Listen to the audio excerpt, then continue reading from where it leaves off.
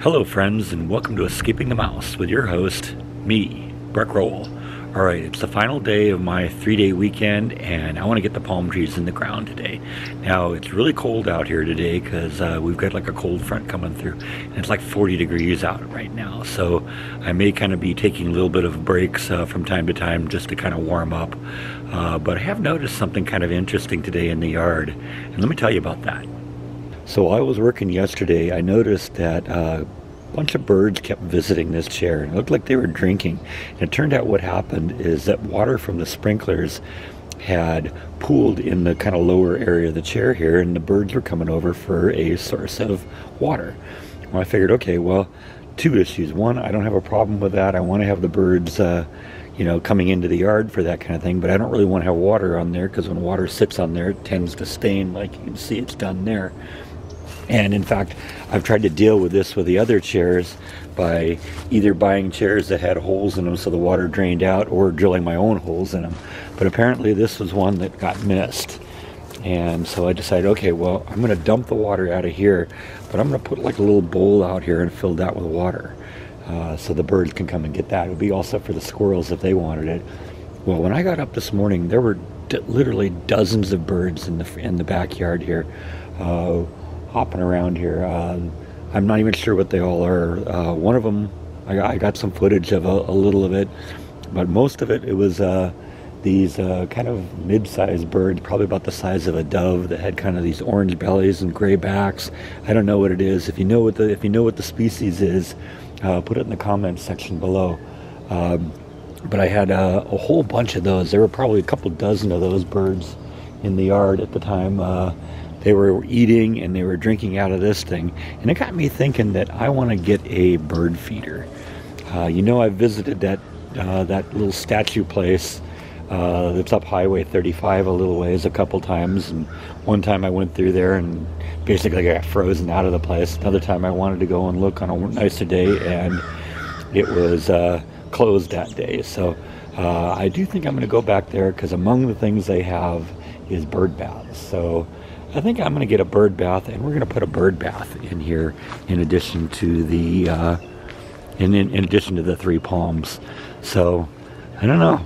That thing sounds like it might be attracting the birds to the yard, and I like to have the birds in the yard. So that's a good thing. And if I can do something to make them come here, like put a bird feeder out, you know what? I'll do that. But that'll probably be next week because the rest of the day is going to be dealing with putting these things in the ground. And the first thing I got to do for that is go to Home Depot and get some soil. Alright, I'm back from Home Depot. I got about 7 bags of soil. I kind of figured I was going to need between 10 and 15 square feet or cubic feet of soil. And normally I was planning on getting 10 or so bags, but the bags I was looking at that I've gotten in the past are about a cubic foot of soil. These bags are about 2 cubic feet. So I only got 7 of them.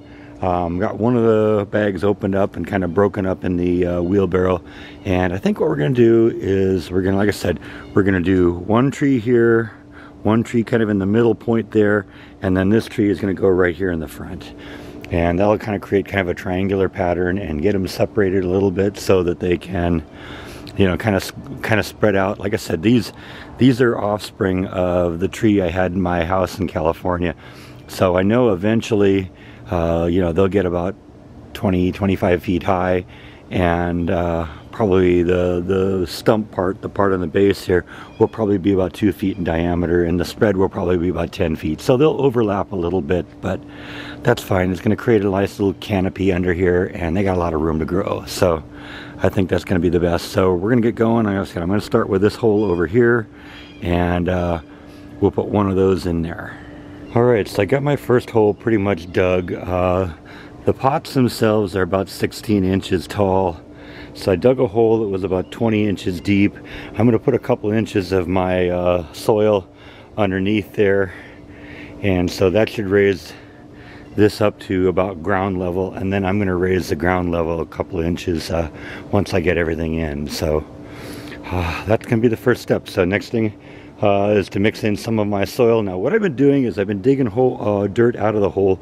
I've been throwing some of it into my planting soils so they can kind of mix the soil that was already in the ground with some of the new stuff, and it kind of helps to kind of neutralize and kind of equalize everything out. So I've probably increased the amount of soil in the one bag by probably another cubic foot by some of the soil I pulled out of the ground. So that'll go good, and that'll mean that we have plenty of soil left over at the end to cover everything up and raise the level of the whole bed.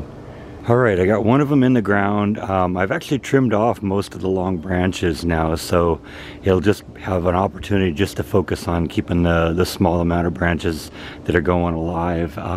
The soil will settle a little bit, but I think this one is off to a good start. It looks really tiny now compared to how it looked when it was in the pot, right? But give that about 20 years and that thing's going to be up there in those telephone wires, so got something to look forward to, or maybe the next owners will have something to look forward to. Let's do the next one. Alright, so I got number 2 in the ground, and I trimmed off the branches on that one too. Just wanted to kind of, give it a good chance to grow like I said last time. You'll notice that this one's sticking out of the ground a little bit more than that one. That one's almost pretty flush with the ground, but this one's like 3 or 4 inches above the ground, and that's because the level of the soil is a little lower on this end. So when I kind of fill in everything and level it all out, then it'll look really normal. But that's why that looks that way right now, because it actually is a little higher off the ground. Alright, I got the third one in. That was actually the hardest because this one's older and was in a bigger pot than the other one, so it was a little bit more of a challenge to get it out of the pot and moved into its hole. I also had to make a bigger hole for it because the pot it was in was not only deeper but wider. But that's the worst of it now. I've kind of leveled out the soil that's in there, and now I just got to put these remaining bags in there and level it off. I'll probably need to get a few more bags of soil, but like I say, I usually try and underestimate what I need initially so I don't end up having a bunch left over. So we'll get that all in and let's see how it looks. Yeah, as I figured, I'm going to need some more soil. That's usually the way it works. I usually underestimate what I need just because then I can go back and get more and not have the risk of having a bunch left over. But I think another 7 bags will do this. It'll probably overfill a little bit, but that's okay because the soil will settle in the upcoming weeks and months as it gets rained on and gets sprinkled on. And what's going to be really nice about this is I got a lot of extra area here where I can plant other things underneath these. Maybe some ground cover, maybe some something that blooms and flowers during the year. Whatever, we'll find something to look good in here and we'll fill this in, and in 6 months or a year this is going to look fantastic. So let's go back to Home Depot, get some more soil, and then we're done for the day, I think. Alright, so I'm back from Home Depot. I got 7 more bags of soil, got them into the planter.